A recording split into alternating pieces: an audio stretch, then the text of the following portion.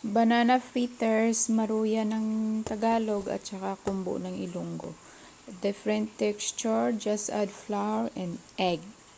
Agar-agar na agad, guys. Hello guys, magluluto tayo ng maruya.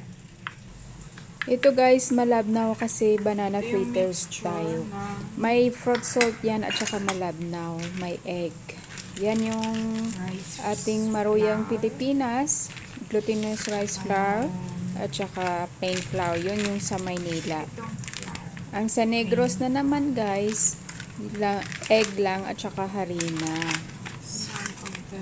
Tapos agar-agar. Yung iba nilalagyan nila ng sesame o seed para pabango. Tapos ito yung saging. Yan. Mura lang ang saging.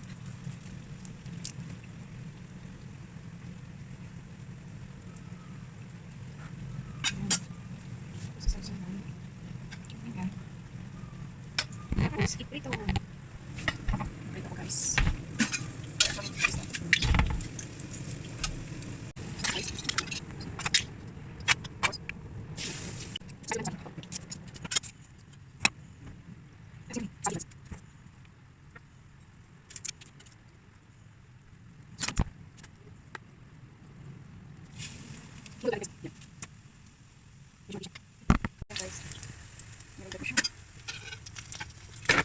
Jangan di-fry kasi masyadong crispy siya. Tapos yung gold guys, hindi lang yung crispy niya guys. Hindi sila nag-incorporate. Yan. So guys, ito yung niluto kong maruya. Ito, fritters ng Singapore at Malaysia, tsaka Indonesian. Ito, maruyang Ilonggo.